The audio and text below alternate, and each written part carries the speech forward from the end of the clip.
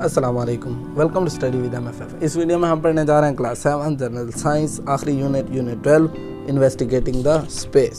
तो हमारे पास सबसे पहला MCQ बन सकता है कि सूरज ही की वजह से ज़मीन पर ज़िंदगी बरकरार है।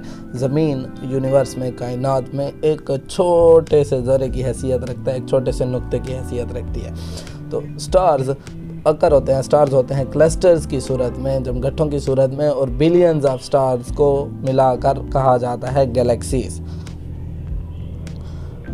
बहुत से यूनिवर्स में जगह जो है वो एम्प्टी है, खाली है, लेकिन इसके अलावा इसमें होता क्या है, गैसेस, डस्ट, स्टार्स, गैलेक्सीज वगैरह होते हैं। गैलेक्सीज बिल्डिंग ब्लॉक हैं यूनिवर्स का, यूनिवर्स की बुनियादी इकाई है, बहुत ही इंपॉर्टेंट बात। तो यूनिवर्स कब और कैसे वजूद में आई, इसके लिए बहुत से साइंसदानों ने तगोदो की है। उनमें सरफहरिस्त हैं Edwin Hubble, Arno Penzias, Robert Wilson वगैरह। बिग बैंग थ्योरी, ज़मीन कैसे वजूद में आई, सबसे मशहूर थ्योरी जो है वो बिग बैंग थ्योरी है। ये बताती है कि ज़मीन कैसे वजूद में आई। तो ये कहती है कि ये थ्योरी बनाई क्यों गई, पेश क्यों की गई, जब इन्होंने यूनिवर्स को ऑब्ज़र्व किया, मुशाहिदा किया कि यूनिवर्स में जितने भी गैलेक्सीज़ हैं ये एक दूसरे से दूर हो रहे हैं तमाम डायरेक्शंस में।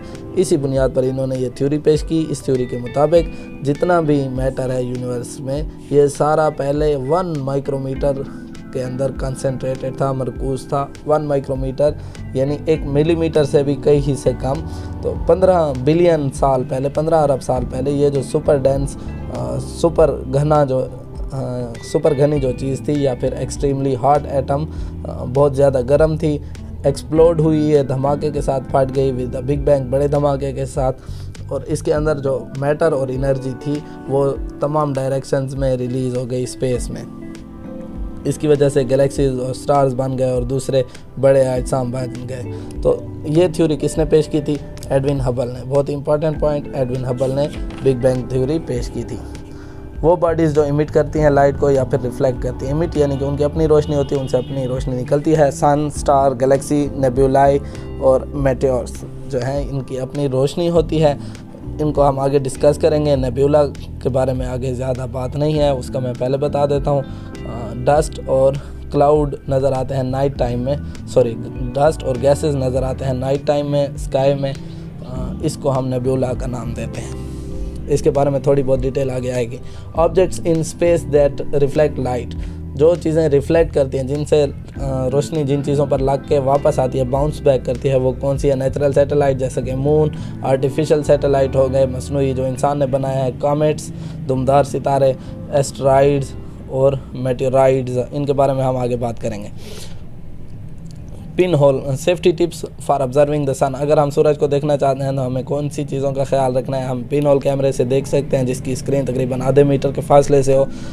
2 या 3 एक्सरे फिल्म्स को मिला के हम उनसे भी देख सकते हैं। सोलर टेलीस्कोप या फिर सोलर बाइनाकुलर्स, सूरज को देखने के लिए ख़ास टेलीस्कोप या फिर ख़ास किस्म की दूरबीन वगैरह, बाइनाकुलर्स, इनके साथ हम देख सकते हैं। एक्लिप्स ग्लासेस या फिर सूरज गिरहन को देखने के लिए, या फिर वेल्डर गॉगल्स, सूरज गिरहन को देखने वाली ग्लासेस, ऐनक, या फिर वेल्डिंग वाले जो इस्तेमाल करते हैं उस ऐनक की मदद से भी हम सूरज को देख सकते हैं, ऑब्जर्व कर सकते हैं। स्टार होता क्या है? स्टार लुमिनस बॉल होती है गैसेस की।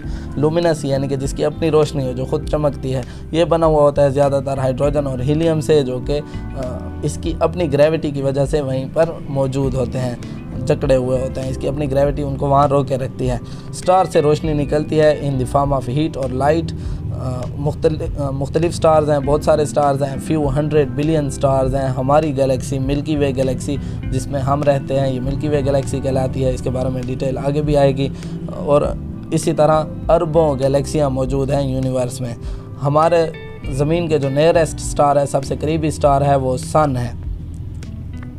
सन की वजह से ज़मीन पर ज़िंदगी बरकरार है, हम पहले बात कर चुके हैं। स्टार्स को हम तकसीम कर सकते हैं मुख्तलिफ ग्रुप्स में on the basis of their brightness and colour. कौन सा स्टार कितना चमकता है और उसका कलर कौन सा है, इस बुनियाद पे। तो कलर्स ऑफ स्टार मुख्तलिफ हो सकते हैं, reddish to yellow to blue हो सकते हैं, सुर्खी माइल से जर्दी माइल से नीले कलर तक हो सकते हैं। उसका कलर डिपेंड करता है उसके सरफेस टेम्परेचर पर। सरफेस टेम्परेचर कितना है उससे हमें कलर का अंदाज़ा होगा। या कलर, जितना ज़्यादा सरफेस टेम्परेचर हाई होगा उतना ज़्यादा रेडिश होगा, जितना कम होता जाएगा वो ब्लू की तरफ कलर उसका बढ़ता जाएगा। स्टार का हमें सिंगल कलर भी नज़र आ सकता है, लेकिन ये दरअसल ब्रॉड स्पेक्ट्रम ऑफ कलर होता है, बहुत से कलर्स को एमिट कर रहे होते हैं। हम स्टार्स को कलर्स की मदद से हम स्टार्स के मुख्तलिफ कलर्स देख सकते हैं, orange, yellow, blue and white. सूरज का जो कलर है वो क्या है, येलो। हमारा जो सूरज है सन, इसका कलर येलो है। याद रखिए सन भी एक स्टार है क्योंकि इसकी अपनी रोशनी है, जिसकी अपनी रोशनी है उसको स्टार कह रहे हैं हम। ब्राइटनेस ऑफ स्टार, ब्राइटनेस जो है ये डिपेंड करती है उसका ज़मीन से डिस्टेंस कितना है। चमक जितना, जाहिर सी बात है, जितना दूर होगा तो उसकी चमक उतनी कम होगी, जितना ज़मीन से नज़दीक होगा तो उसकी चमक उतनी ज़्यादा होगी। And amount of energy it emits, और उससे एनर्जी कितनी निकल रही है। स्टार डिस्टेंस, स्टार्स के दरमियान जो डिस्टेंस है ये हमेशा बढ़ता जा रहा है हमेशा से। इसको हम लाइट ईयर्स में मेजर करते हैं, और एक लाइट ईयर बराबर है उस फासले के जो रोशनी कवर करती है एक साल में।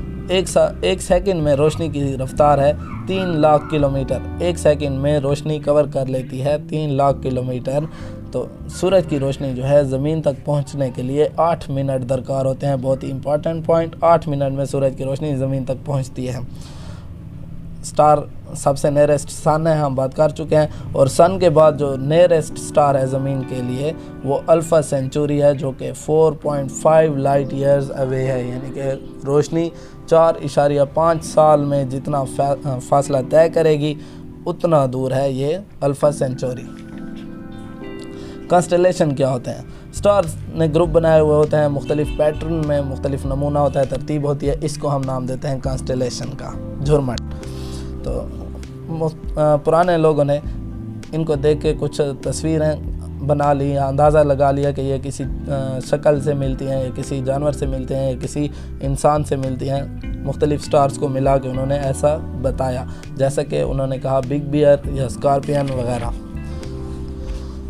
इन स्टार पैटर्न को आजकल भी एस्ट्रोनॉमर माहिर फल्कियात जो होते हैं ये इस्तेमाल कर रहे हैं स्टार मैप्स बनाने के लिए। ये विजिबल होते हैं नॉर्थ में और अपीयर होते हैं, ऐसे ज़ाहिर होता है कि ये रिवॉल्व कर रहे हैं, चक्कर लगा रहे हैं किसके, पोल स्टार के, जिसको कहा जाता है पोलैरिस। पोल स्टार जिसको नाम दिया जाता है पोलैरिस का। तो कुछ मेजर इन्होंने बता दिए हैं। अरसा मेजर सबसे पहले दिखाई गई, अरसा कहते हैं रीच को, और मेजर बड़ा, तो इसको बड़े रीच का नाम दिया गया है। कंस्टेलेशन को पोलर स्टार से इसका रिश्ता दिखाया गया है कि पोलर स्टार के गिर्द ये रिवॉल्व कर रही है। इसी तरह ये जो शेप है ये ओरायन कहलाती है। ओरायन कंस्टेलेशन इसको नाम दिया जाता है। आप लोगों ने ये शेप्स लाजमी याद करनी है। हो सकता है कि इनमें से कोई शेप आ जाए और वो आपको कहेंगे कि आइडेंटिफाई करें कि ये कौन सी कंस्टेलेशन है। तो ये लिब्रा कंस्टेलेशन है और ये टॉरस कंस्टेलेशन है।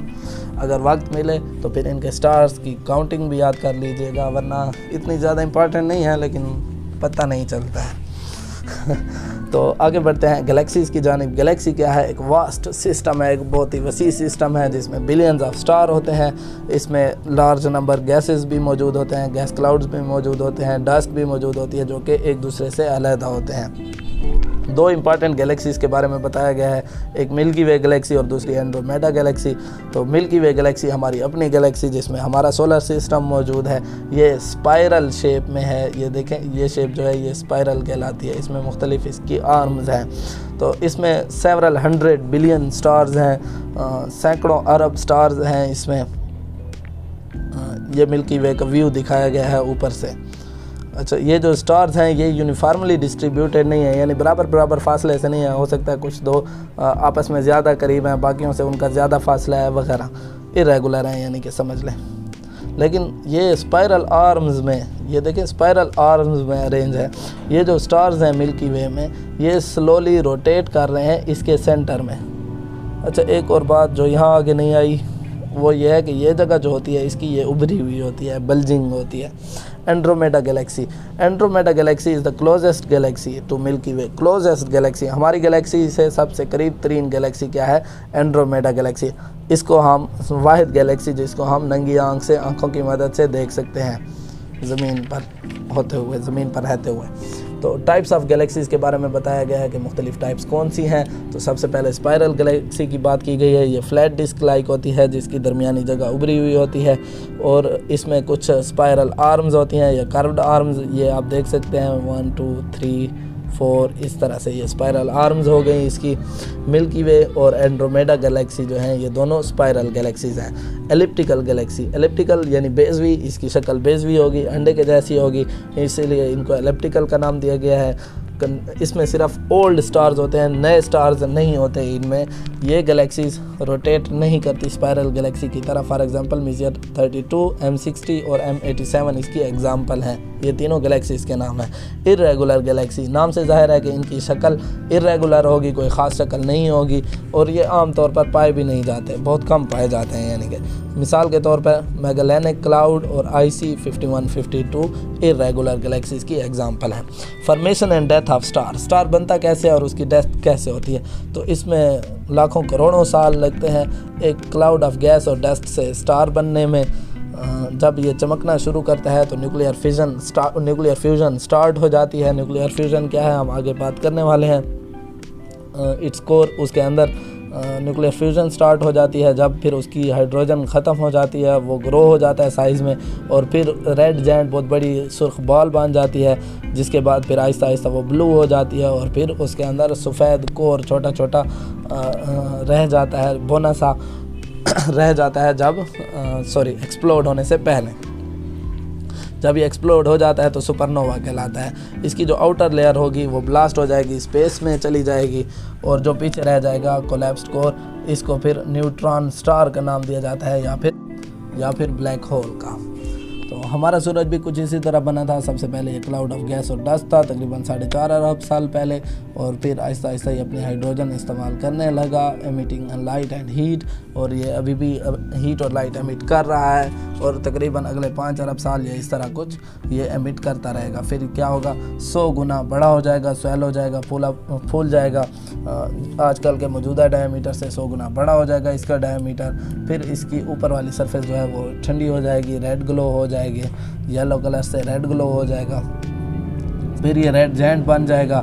आखिरकार सूरज की ऊपर वाली सतह जो है ये स्पेस में चली जाएगी और ये फिर वाइट ड्वार्फ कहलाएगा। फिर ये अपनी हीलियम को इस्तेमाल करेगा न्यूक्लियर फ्यूल के तौर पर, और जब न्यूक्लियर फ्यूल हीलियम ख़त्म हो जाएगा तो फिर ये स्टार ठंडा हो जाएगा और मुरझा जाएगा, ख़त्म हो जाएगा हमेशा हमेशा के लिए। तो स्टार बनने का जो प्रोसेस है उसका एक फ़्लो चार्ट दिया गया है। डस्ट से नेब्यूला, फिर प्रोटोस्टार बनता है, फिर डेवलप स्टार, फिर रेड स्टार या रेड जायंट या सुपर जायंट, फिर वाइट ड्वार्फ और फिर उससे ब्लैक ड्वार्फ, या फिर रेड जायंट या सुपर जायंट से सुपरनोवा, या फिर न्यूट्रॉन स्टार और ब्लैक होल बनते हैं सुपरनोवा से। तो सुपरनोवा से जो ब्लैक होल बनता है उसके बारे में फिर डिटेल दी गई है। ब्लैक होल सबसे अजीब तरीन चीज़ है और सबसे दिलकश चीज़ है स्पेस में।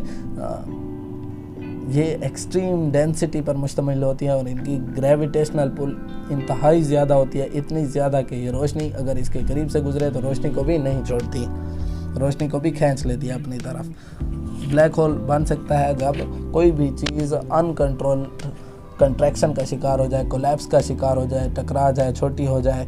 बहुत बड़ी चीज़ जब बहुत छोटी हो जाए तो इससे ब्लैक होल बन सकता है, क्योंकि उसकी अपनी ग्रेविटी इतनी ज़्यादा होती है। अपनी ग्रेविटी की वजह से ये कोलैप्स का शिकार हो जाएगी। फॉर एग्ज़ाम्पल मैंने कहीं पढ़ा था कि अगर ज़मीन का साइज़ ग्रेविटी की वजह से या किसी भी तरह से एक पीनट जितना हो जाए, मूंगफली जितना हो जाए, तो इससे भी ब्लैक होल बन सकता है। बाज़ दफ़ा ब्लैक होल बनते हैं जब किसी भी बड़े स्टार का सेंटर गिर जाता है उसके अंदर, इससे भी ब्लैक होल बन जाते हैं। ब्लैक होल्स इनविजिबल होते हैं, हम इनको देख नहीं सकते बल्कि इसकी मौजूदगी को सिर्फ महसूस कर सकते हैं, वो भी इसके आसपास की चीज़ों पर इसकी कशिश की वजह से। एक पॉइंट जो रह गया tidbit, supernova explosion of star है। एक्सप्लोजन ऑफ स्टार, जब स्टार फटता है तो इसको सुपरनोवा कहा जाता है। ये सबसे बड़ा एक्सप्लोजन होता है, सबसे बड़ा धमाका होता है जो स्पेस में होता है। इससे बहुत बड़ी मिकदार में लाइट और हीट खारिज होते हैं जो कि हर चीज़ को चमका देती है, जिसकी चमक हर चीज़ पर पड़ती है। ब्लैक होल हम डिस्कस कर चुके हैं, आगे बढ़ते हैं। साइंस टिडबिट है साइंसदानों ने यह भी पाया कि हर बड़ी गैलेक्सी में एक बहुत ही बड़ा ब्लैक होल होता है, वो भी उसके सेंटर में। ये जो सुपर मैसिव ब्लैक होल होता है ये centre of Milky Way Galaxy में भी मौजूद है। इसको सैजिटेरियस का नाम दिया जाता है। बहुत ही important point, black hole of Milky Way galaxy या black hole of our own galaxy is known as Sagittarius. इसका मास तकरीबन 4 मिलियन सन, 40 लाख सूरज के बराबर है इसका वज़न, और इसके अंदर कई लाख ज़मीनें फिट हो जाएंगी। तो स्टार्स हेवनली बॉडीज़ हैं जिनकी अपनी रोशनी होती है। गैलेक्सी बिल्डिंग ब्लॉक है यूनिवर्स का। गैलेक्सीज बहुत से हैं यूनिवर्स में, अरबों की तादाद में, और फिर हर गैलेक्सी में बिलियंस ऑफ स्टार्स होते हैं। जितने भी गैलेक्सीज़ हैं ये एक दूसरे से दूर जा रहे हैं एक बहुत ही तेज़ रफ्तार के साथ। जो स्टार्स अपीयर होते हैं क्लोज ग्रुप या पैटर्न में, ख़ास किस्म का पैटर्न, नमूना तरतीब होती है, उसको हम कंस्टलेशन का नाम देते हैं। बाकी पॉइंट्स हम डिस्कस कर चुके हैं, ये भी डिस्कस कर ही चुके थे। तो हमने करेक्ट ऑप्शन सिलेक्ट करना है। बिल्डिंग ब्लॉक ऑफ यूनिवर्स अभी भी डिस्कस किया, गैलेक्सी है। Light rays travel at the speed of 3 lakh kilometre पर second. Milky Way is spiral in shape, spiral colour की हम डिस्कस कर चुके हैं। Black hole is very strong, has a very strong gravitational pull, gravitational field उसकी बहुत ज़्यादा होती है, कशिश शक्ल उसकी बहुत ज़्यादा होती है। Light from sun reaches the earth in about 8 minutes. अपना ख्याल रखिएगा। इंशाल्लाह 8th की साइंस के साथ मुलाकात होगी। ये साइंस तमाम हुई। हमारी वीडियोस को ज़रूर शेयर कीजिएगा और दोस्तों को दावत दीजिएगा कि हमारे चैनल को सब्सक्राइब करें। अल्लाह हाफ़िज़।